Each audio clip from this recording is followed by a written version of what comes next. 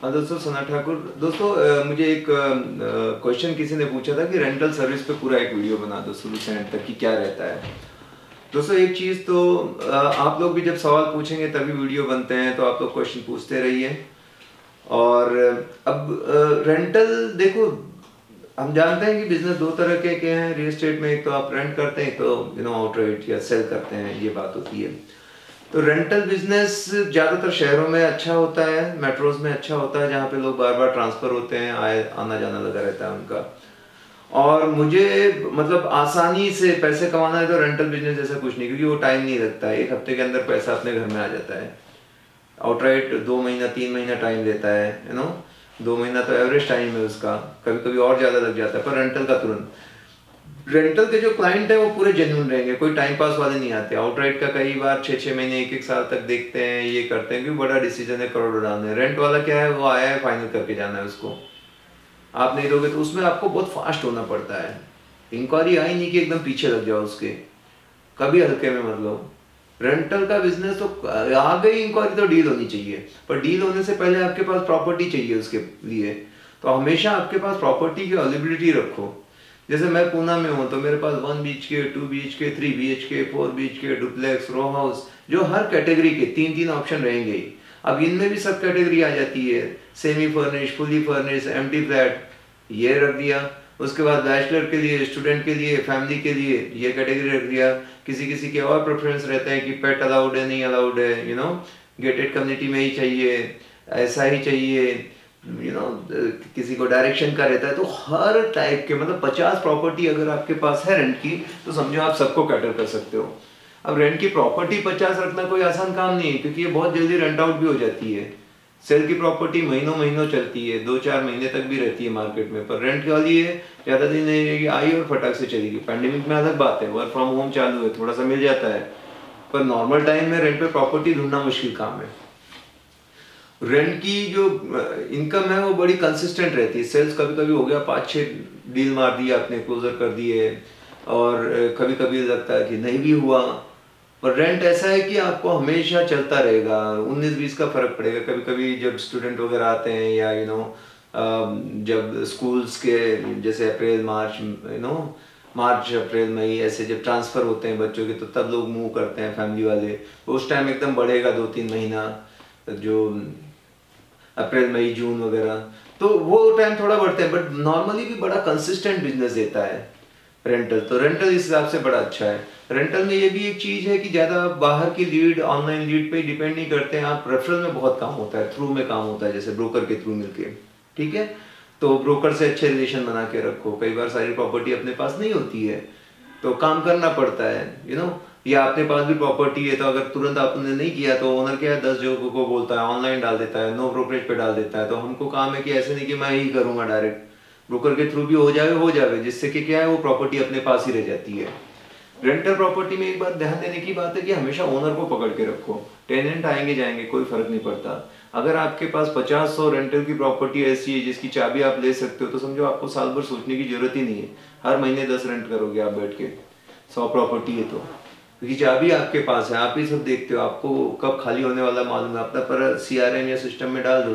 अब ये तो बता दिया बेसिक जानकारी। तो अभी करना क्या रहता है, जैसे ही आपके पास क्लाइंट आ गया, आप उसको विजिट कराओ, 3-4 ऑप्शन दिखाओ जो भी टाइम दिया था, और जब वो पसंद कर ले तो बात आती है कि एक नेगोशिएशन जरूर करना पड़ता है। कोई भी ऐसा नहीं बोलेगा, जितना बोला वो थोड़ा बहुत नेगोशिएट करना चाहते हैं, पर ज़्यादा नहीं रहता है।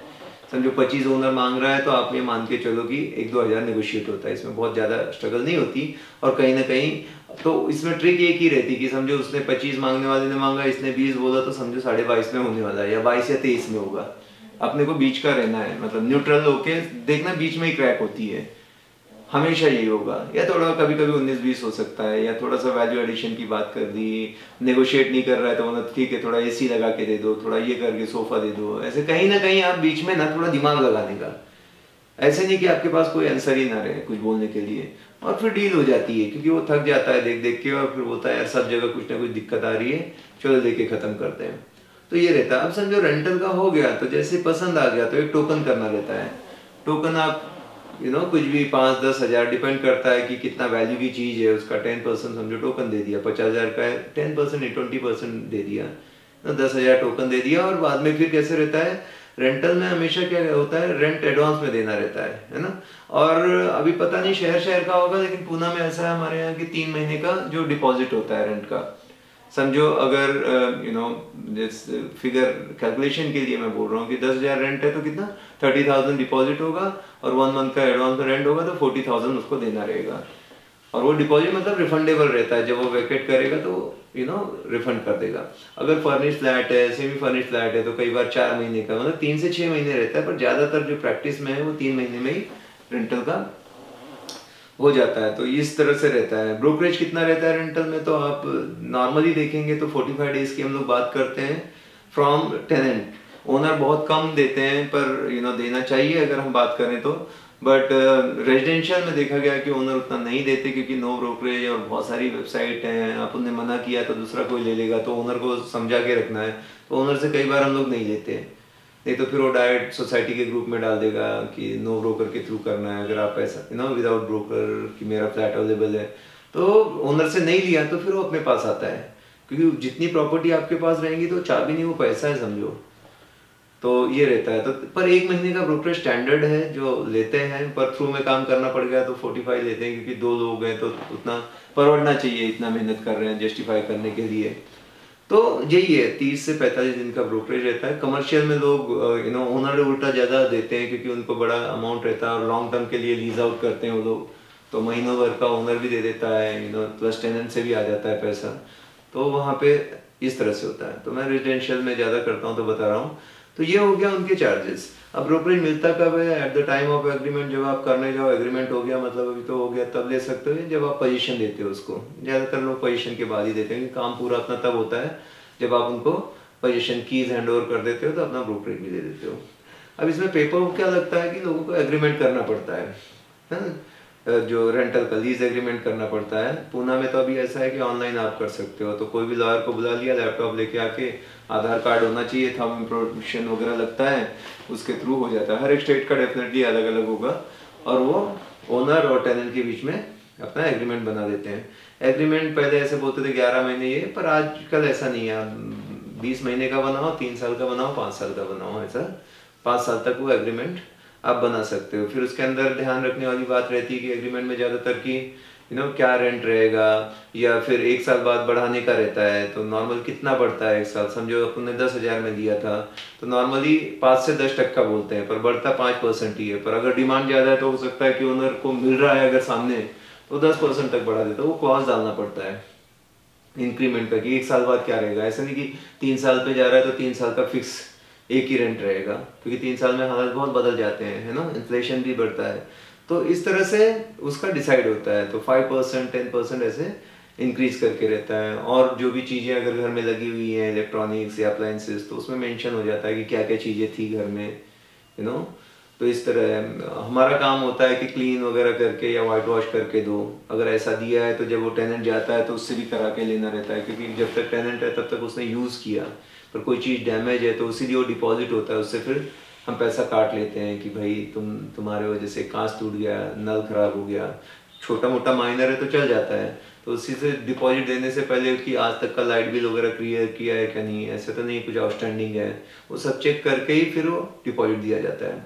तो जो एग्रीमेंट हो जाता है उसके बाद, जैसे हमने एग्रीमेंट कर लिया ये सारी चीज़ें कि कितने पीरियड के लिए बना है, कितना रेंट रहेगा, कौन रहने वाले हैं, उनके नाम है, और ये होने के बाद डिपॉजिट कितना है, और वो डिटेल अगर चेक वगैरह दिया है तो उसका आ जाता है कि पेड वाइड जो भी है या ऑनलाइन ट्रांजेक्शन किया तो उसका सब डिटेल में आ जाएगा।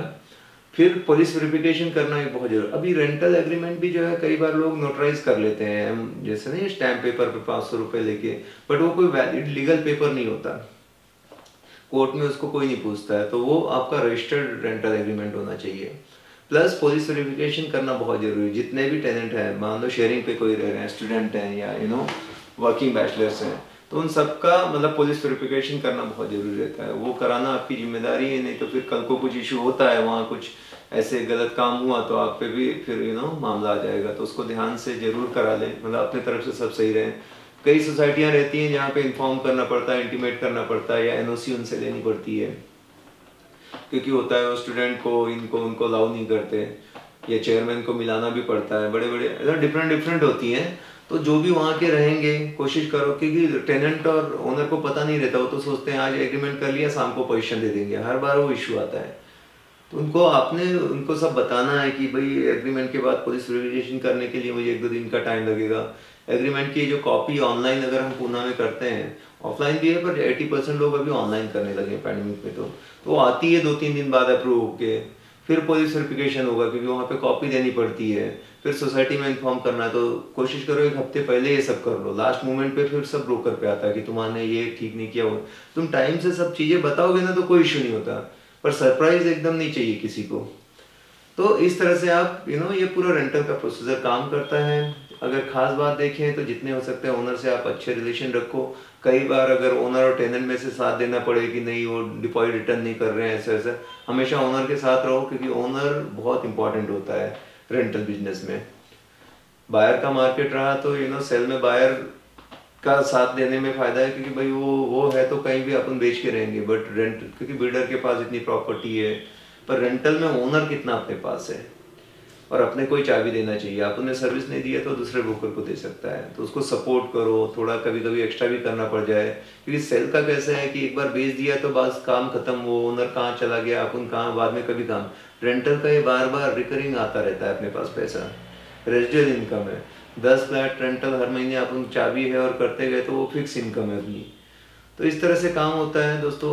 और इसके अलावा कुछ जानकारी चाहिए आप इसी तरह क्वेश्चन पूछो, मैं आपको जानकारी देने की कोशिश करूँगा। वीडियो अच्छा लगा तो दोस्तों लाइक करो, चैनल सब्सक्राइब नहीं किया तो कर लो और शेयर करो ये knowledge. Thank you very much, I am done. मिलते हैं अगले वीडियो में, बाय बाय, टेक केयर।